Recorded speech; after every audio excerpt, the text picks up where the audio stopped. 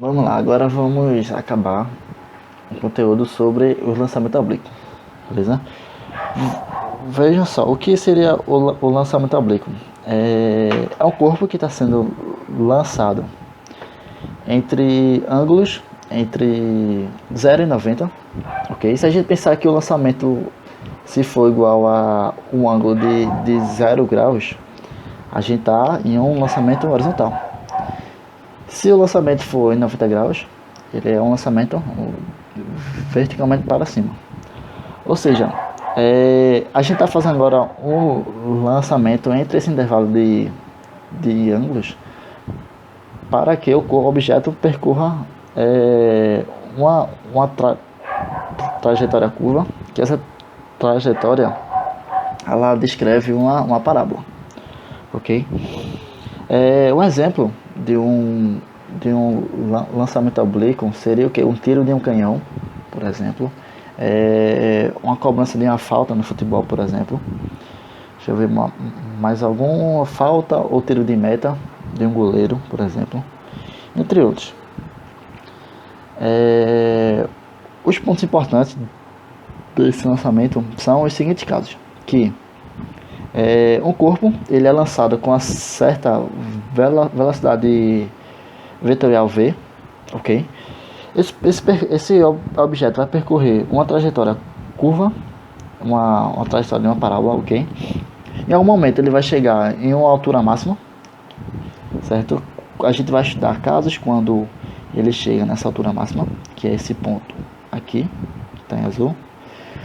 E também ele vai, a partir do quando ele for lançado, também vai percorrer um alcance máximo, que é nesse outro ponto, certo? Outra coisa importante, que ao ser lançado, esse vetor velocidade v, ele faz um certo ângulo com a horizontal, ok? E com isso a gente precisa decompor esse vetor em relação aos componentes v0x e v0y, pois essas componentes vão ajudar a gente a entender melhor o assunto, nem o assunto, é mais a matemática por trás desse movimento, ok? Então, redesenhando esse desenho que está aqui todo bonitinho, à esquerda a gente tem esse desenho, em que vamos imaginar que o corpo está aqui, na união entre esses três vetores, e esse vetor v é a velocidade inicial com que esse objeto é lançado. Posso então chamar v ou só v0, ok? Aí vejam, de acordo com a aula passada eu falei que era para a gente tomar cuidado, aprender a fazer essas decomposições de vetores. Ou seja, eu posso trasladar esse vetor verde para a direita do vetor azul e do vermelho. Com isso eu formo o que? Um triângulo retângulo. A partir disso eu consigo calcular o módulo dessas componentes, ok? A partir da relação trigonométrica de um triângulo retângulo. Então vamos lá. Sobre as componentes do vetor velocidade, a gente precisa saber o seguinte, que para eu quiser calcular o valor de v0x, por exemplo, pelo fato dele estar adjacente ao ângulo θ, eu posso usar a relação de cosseno para ele. Ou seja, o cosseno é dado com a relação cateto adjacente dividido pela hipotenusa. Logo, eu tenho a seguinte relação, que passando esse v multiplicando o cosseno, a gente tem a seguinte relação, que o cosseno de θ, que v0x é dado o vetor v, é dado pelo vetor v vezes o cosseno θ, beleza? E a componente do vetor v em relação ao eixo y é dada pela relação de seno, ok? Já que o nosso vetor v0y ele está no cateto adjacente, e para calcular a relação com seno, a gente precisa do cateto adjacente e hipotenusa. Logo, então seno é dado pelo cateto adjacente, pelo cateto oposto dividido pela hipotenusa. Logo, seno é dado por v0y igual a V vezes o seno do ângulo que o vetor velocidade faz em relação ao eixo X. Ok? Isso é referente a esse eixo aqui. Seria esse vetorzinho aqui. Esse vetor não, esse ângulozinho entre essa abertura. Aí beleza. Sobre os movimentos, a gente viu que tanto os lançamentos eles obedecem à teoria da simultaneidade. Ou seja, os movimentos ocorrem ao mesmo tempo, eles ocorrem ao mesmo tempo e independentemente entre si. Então a gente pode analisar tanto o corpo em movimento só na vertical ou o corpo só na horizontal. Beleza? E eles percorrem isso todo ao mesmo tempo. Analisando primeiro esse movimento só na só na horizontal, ou seja, em referencial no eixo X, a gente tem as seguintes conclusões que a gente pode tirar. Vejam só, analisando agora só o movimento na horizontal, a gente tem a mesma figura, só que de escala menor aqui que eu desenhei, esse corpo fazendo o trajeto, beleza? E a gente só analisando essas componentes da velocidade na horizontal.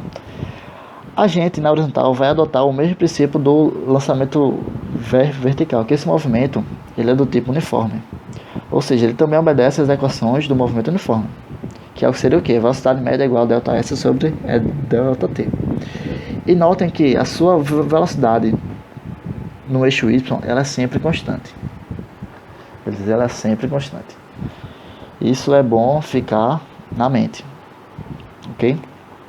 Já aqui, para esse corpo ele sair voando pelo espaço aí, ele vai chegar em um certo alcance. E a gente viu que pelo objeto obedecer o movimento uniforme, ok? A gente tem a seguinte equação, que V0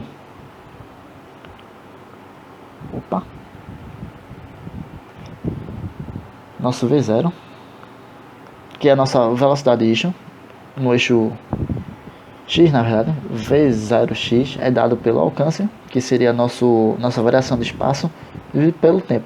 Eu vou chamar esse tempo, de tempo de voo. Voo de voar, ou seja, é o tempo que a partícula passa fora do chão. Beleza? Então, a gente tem a seguinte relação, que nosso alcance ele é dado pelo quê? Pelo V0x vezes o quê? Vezes o tempo de voo. Beleza? Nossa primeira relação do alcance é essa. Depois a gente vai estudar outra. Beleza? Só fazendo uma pequena substituição aqui. A gente sabe que V0x é o que? É o vetor, é o módulo do vetor velocidade inicial vezes o que? Vezes o cosseno do ângulo. Então eu posso escrever também meu alcance como sendo o que? V vetorial vezes cosseno de θ vezes o tempo de voo. Beleza? Eu vou deixar esse aqui guardadinho. Mais na frente a gente vai usar ele. Aí vejam só.